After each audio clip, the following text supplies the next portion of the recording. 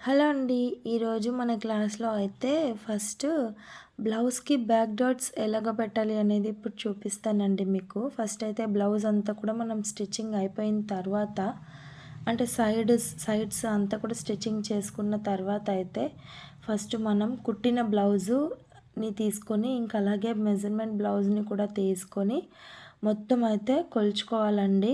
అంటే ఎంత ఉంది ఏంటి కొలుచుకోవాలన్నమాట. ఇప్పుడు నేను మీకు వీడియోలో చూపిస్తున్నాను కదా! ఈ విధంగా అయితే మనము బ్లౌజ్‌ని అయితే కొలుచుకోవాలండి. సో, దాన్ని బట్టి మనకి ఎంత మిగిలుందో దాన్ని మనం టాలీ చేసుకొనైతే ఎంత పెట్టాలి డాట్స్ అనేది మనము అర్థమవుతుందండి మనకైతే. ఇక్కడైతే చూసారు కదా! నాకైతే 1 ఇంచ్ అయితే మనకి మిగిలిందనమాట. మెజర్‌మెంట్ బ్లౌజ్ కంటే కూడా మనం కుట్టిన బ్లౌజ్ నడుము లూజ్ వచ్చి 1 ఇంచ్ అయితే ఎక్స్ట్రా ఉంది. సో, అందుకని చెప్పి నేనైతే మనము ఏదైతే సైడ్స్ జాయిన్ చేసి ఉంటామో ఆ రెండింటిని కూడా మనం ఒకే వన్ సైడ్‌కి తీసుకొని ఈక్వల్‌గా చేసుకోవాలనమాట. సో, మిడిల్‌లో వచ్చిన దానికైతే చిన్నగా ముక్కతో కొంచెం మార్క్ చేసుకోవాలి.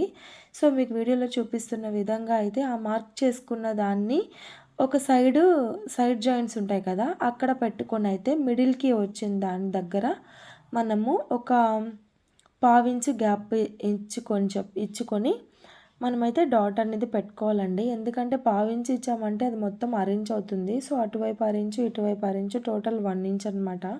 మనకి కరెక్ట్‌గా అయితే సరిపోతుందండి. సో, నేనైతే ఎప్పుడు కూడా బ్యాక్ సైడ్ డాట్స్ అయితే ఇదే విధంగా వేస్తాను ఫస్ట్ నుంచి కూడా. సో, ఇట్లాగైతే మనకి హిప్ దగ్గర లూజ్ లేకుండా సో, పర్ఫెక్ట్‌గా అయితే వస్తుందండి. సో, ఇప్పుడైతే మీకు చూపిస్తున్నాను కదా!